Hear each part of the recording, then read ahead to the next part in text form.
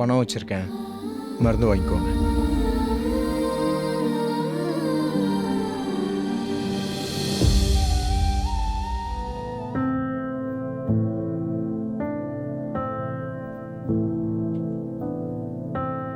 அத்தை அத்தை, நான் ஆஃபீஸ் போயிட்டு வரேன்.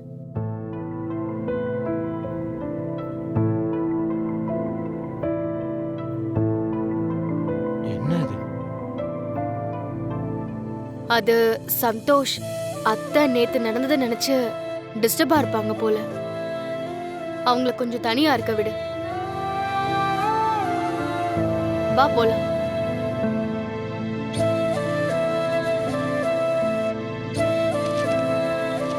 சதமானம் பவதி சதா யத் புருஷத் சதேந்திரியாயுட்சேவேந்திரியே பிரதிதிஷ்டதி. தீர்க்க சுமங்கலி பவ சர்வாபிஷ சித்திரஸ்து. வாங்கோ லட்சுமிமா, நன்னா இருக்கேல? நல்லா இருக்கேன் சாமி. வழக்கம் போல உங்க பிள்ளையாண்டம் பேருக்கு தானே அர்ச்சனை? சாமி பேருக்கே அர்ச்சனை பண்ணிடுங்க. அப்படியே செஞ்சிருவோம். ஓம் காத்யாயனாய வித்மஹே கன்யகுமாரி ச தீமஹி தன்னோ துர்கே பிரசோதயாத்.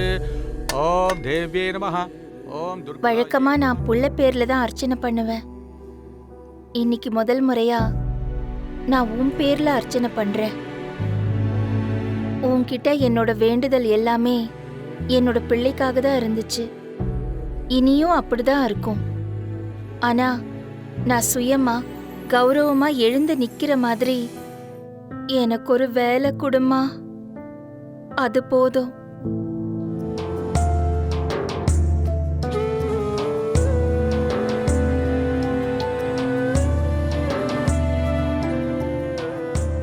இந்த பிரசாதம் உள்ள வச்சிருக்கமா?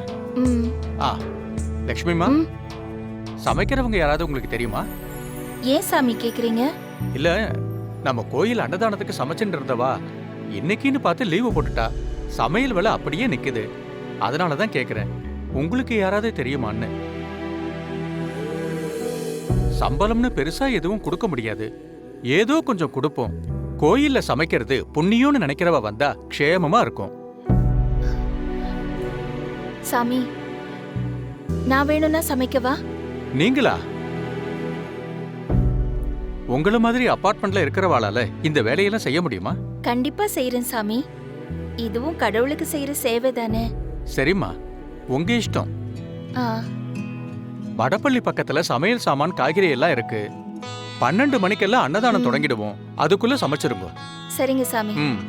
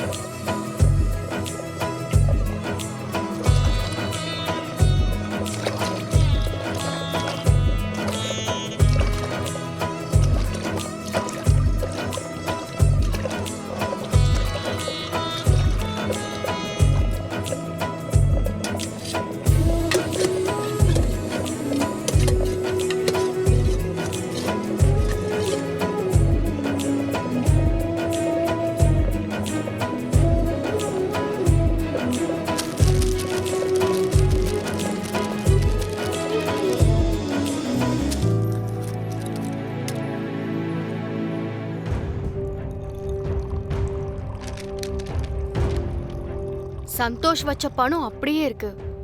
அப்புறம் எப்படி அத்தை மாத்திரை வாங்கினாங்க?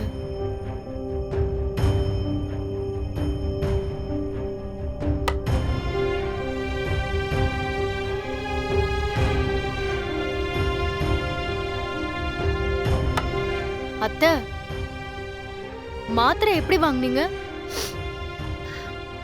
காசு கொடுத்துதான். இல்ல அத்தை, சந்தோஷ் டேபிள்ல வச்ச பணம் அப்படியே இருக்கு. அதான் எப்படி வாங்குனீங்கன்னு கேட்டேன். ஏன் காசுல வாங்கின? யார்கிட்டயாவது கடன் வாங்கியோ என் மேல இறக்கப்பட்டு கொடுத்துருப்பாங்களோன்னு நினைக்காத. ஏன் உழைப்புல கிடைச்ச பணத்துல வாங்கினேன். என்னத்த சொல்றீங்க? இது வரைக்கும் புள்ள பாசம் என் கண்ணை மறைச்சு இருந்தது. இப்ப நான் தெளிவாயிட்டேன். இனிமே என்னோட தேவைகளுக்கு என்ன வேணுமோ நானே சம்பாதிக்க போறேன். உன்ன மாதிரி படிச்சவங்களுக்கு வேலை கிடைக்கிறது கஷ்டம் பவி. ஆனா எனக்கு அப்படி இல்ல. கொஞ்சம் தைரியமும் உடல் உழைப்பும் இருந்தா போதும். 10 பாத்திரம் தேய்க்கிறது, வீடை சுத்தம் பண்றது, குழந்தைங்கள பாத்துக்கிறதுன்னு 1000 வேலை எனக்கு கிடைக்கும். சொல்லப்போனா எங்களுக்கு தான் டிமாண்ட் ஜாஸ்தி. இனிமே என்னோட தேவைகளை நானே பாத்துக்கிறேன் பவி. ம்.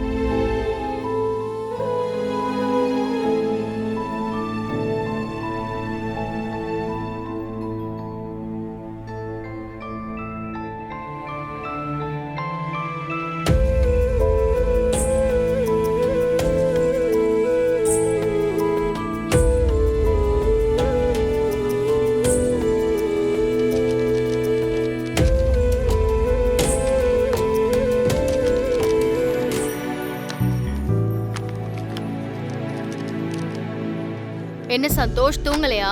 இல்ல பவி, கொஞ்சம் ஆபீஸ் ஒர்க் இருக்கு, அதை முடிக்கணும்.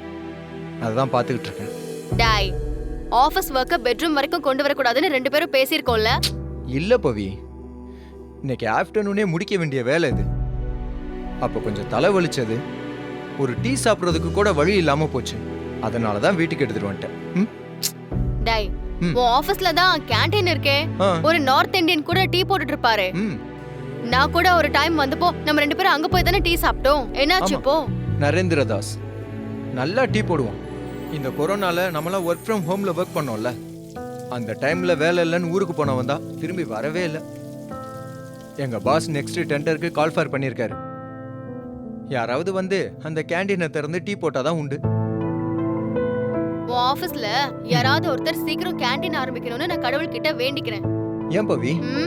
அப்பதானே டீ குடிக்கலன்னு சொல்லி ஆபீஸ் வேலையெல்லாம் வீட்டுக்கு எடுத்துட்டு வர மாட்டேன்.